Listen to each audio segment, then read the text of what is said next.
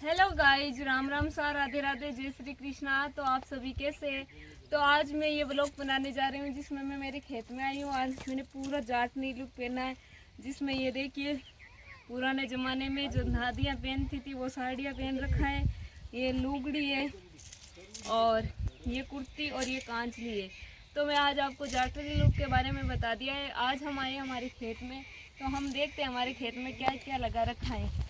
तो ये देखिए हमारे खेत में मोट बा रखे हैं। मोट की किस प्रकार के होते हैं, ये देखिए इनकी ऐसी फलियां लगी हुई है, ये देखिए। और ये मोट है, ये देखिए।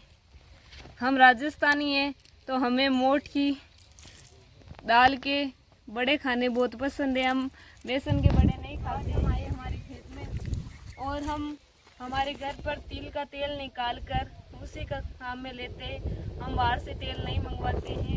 तो आज हम आए खेत में, तो बचपन में कुछ यादें थी उनको ताज़ा कर लेते हैं। तो आज देखिए मेरी किस्मत में यादें ताज़ा करने का मौका मिला है। तो ये देखिए मोर की पांख, जो हम बचपन में स्कूल जाते थे तो स्कूल से आते ही पहले हम खेत में जाते थे और मोर की पांख सीखते थे, सबसे आगे फास्ट भागते थे।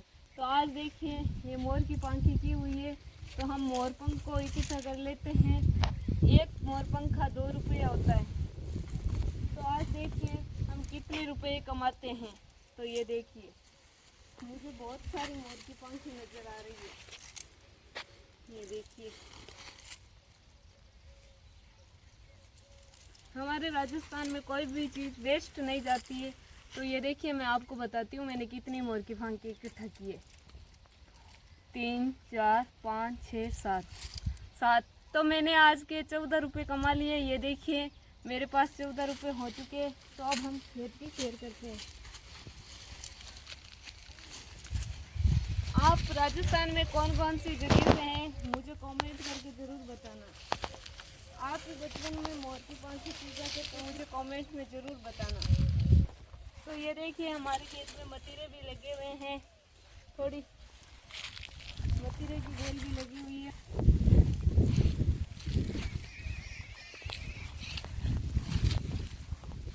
आज हम आए अपने खेत में, तो आज हम आपको बताएंगे हमारा देसी सब्जी।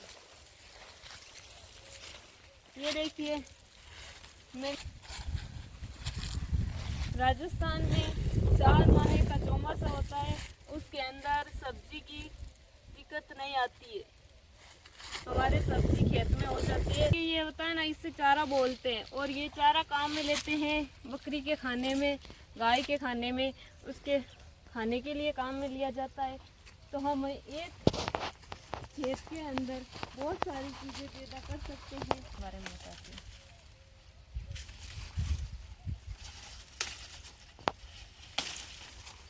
ये देखिए ये बाजरा अभी पक चुका है। ये हम इसकी कटाई करेंगे। पहले हमारे यहाँ सीटी तोड़ी जाती है। और ये देखिए ये है बाजरा। इस बाजरे की हम कुछ, ये रहा बाजरा, इसकी रोटी बना के खाते हैं। उसके अंदर गाय का घी डाल के चूरमा चूर के खाते हैं तो स्वाद अलग ही आ जाता है। वैसे भी राजस्थान का चूरमा बहुत प्रसिद्ध है। आपको हमारे खेत का व्लॉग कैसा लगा? ये अलग अलग चीज़ें बो रखी हैं। उस तरफ गंवार भी है, तो मैं आपकी गंवार की भी सैर करा देती हूँ। और आप राजस्थान से हो, अदरवाइज कहीं से भी हो, तो मुझे कमेंट करके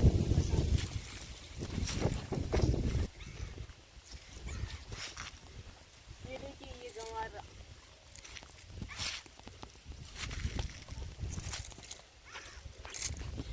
ये रही गंवार की फली, ये गंवार है। तो ये हमारे गंवार को रहा लाना कम पसंद करते हैं। हम खेत में बोते हैं और वही काम में लेते हैं। हम तेल भी बाहर से नहीं लेके आते। हम हमारे घर में खेत में तीली बो रखी है, उसका तेल निकाल कर काम में लेते हैं। और मोट बेसन के बड़े नहीं खाना पसंद करते, हमें मोट की दाल के बड़े पसंद है। और ये हमने मोट बो रखे है उसी लिए। और हम हमारे खेत में किसी भी प्रकार की दवाई का उपयोग नहीं करते जिससे हमारे स्वास्थ्य पर बुरा असर आए। हम बिल्कुल भी दवाई नहीं डालते हैं। हाँ लोग डालते होंगे, वो ये सोचते होंगे कि एक बार दवाई डालने से फसल अच्छी हो जाती है, पर हम खेत के किसी भी चीज़ में दवाई का उपयोग नहीं करते हैं। फसल अच्छी हो जाएगी पर हमारे स्वास्थ्य पर कैसा प्रभाव पड़ेगा ये अभी तक लोगों को पता नहीं है।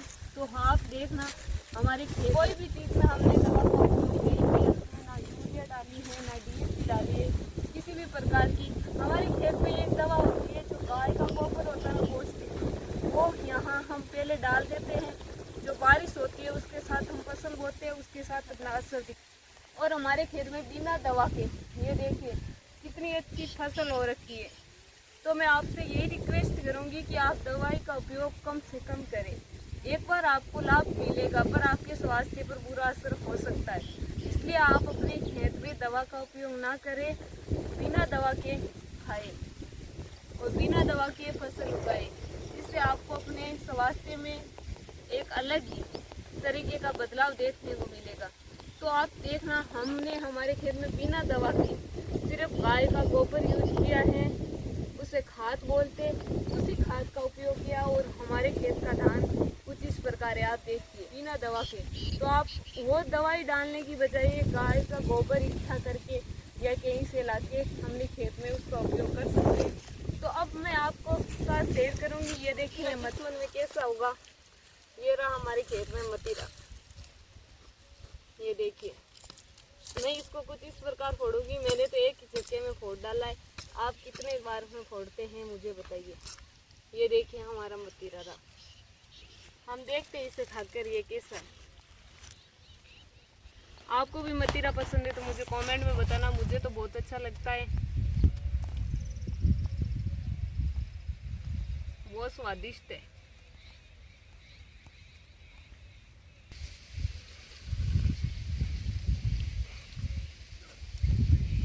इसका पानी बहुत मीठा होता है। 4 माह में ये लगभग 1 माह के समथिंग तो रहते ही हैं। तो हम मतीरा खाने से हमारे स्वास्थ्य अच्छा रहता है। आपको भी मतीरे पसंद है तो कमेंट में जरूर बताना। देखिए हमने सब्जी के लिए भिंडी बो रखी है और ये लगी भी हुई है। ये देखिए बिना दवाई के हमने भिंडी बो रखी है और हमारे अच्छी हो रखी है। और ये मौसमी का पेड़ है, अभी तक मौसमी नहीं लगी है पर आने वाले टाइम में इसके मौसमी जरूर लग जाएगी। और ये देखिए हमारे खेत में पपीते बो रखे हैं और ये लगे भी हुए हैं। ये देखिए इस प्रकार बिना दवा के हमने पपीता लगाया था, सिर्फ उसका मीठा पानी होता है ना उसका उपयोग किया था। और उस पानी से हमारे मैं ये चाहती हूँ कि आप बिना कोई दवाई का उपयोग किए अपने स्वास्थ्य को खराब किए बिना अपने खेत में पौष्टिक चीज़ें उत्पन्न कर सकते हैं, जिससे हमारे स्वास्थ्य के ऊपर किसी प्रकार का बुरा प्रभाव नहीं पड़ेगा। और हम के अंदर सिर्फ छाछ डालते हैं, जो गाय के दही से बिलोना करके घर पर निकाली जाती है, वही छाछ डालते हैं। ये कमाल है कि आज हमारे नींबू लग चुके हैं और इनके अंदर तो हमने सिर्फ गोबर की खाद डाली है, जिससे हमारी ये पपीता वगैरह लग चुके हैं। तो आपको हमारा ब्लॉग कैसा लगा? आप कभी भी दवाई का उपयोग ना करें। मैं आपको दिखाती हूँ, ये देखिए ये पपीते लगे हुए, ये देखिए। और ये आम का पेड़ है, आम अभी तक लगे नहीं है पर लग जाएंगे। ये अनार भी लगा रखा है और ये नींबू का बड़ा सारा पेड़ है। ये देखिए कुछ इस प्रकार है।